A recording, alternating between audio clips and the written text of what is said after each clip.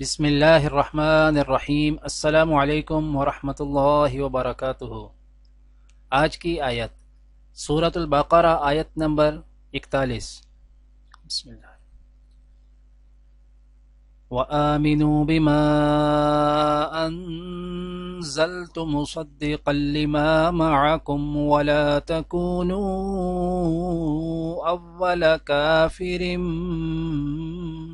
بِهِ وَلَا تَشْتَرُوا بِآيَاتِي ثَمَنًا قَلِيلًا وَإِيَّايَ فَاتَّقُونِ۔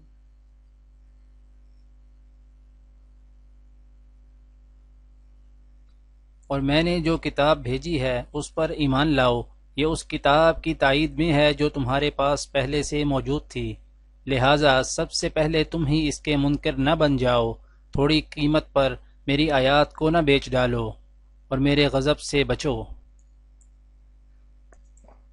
آج کی دعا۔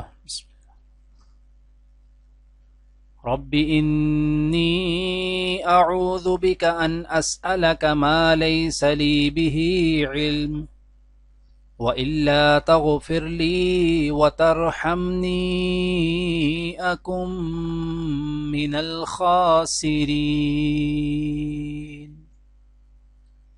اے میرے رب، میں تیری پناہ مانگتا ہوں اس سے کہ وہ چیز تجھ سے مانگوں جس کا مجھے علم نہیں، اگر تو نے مجھے معاف نہ کیا اور رحم نہ فرمایا تو میں برباد ہو جاؤں گا۔ آج کی حدیث۔ حضرت ابن عمر رضی اللہ تعالی عنہ سے روایت ہے کہ ایک شخص نے رسول اللہ صلی اللہ علیہ وآلہ وسلم سے سوال کیا کہ کون سا اسلام بہتر ہے؟ آپ صلی اللہ علیہ وآلہ وسلم نے فرمایا، کھانا کھلاؤ اور سلام کرو، ہر شخص کو خواہ تم اسے پہچانتے ہو یا نہیں۔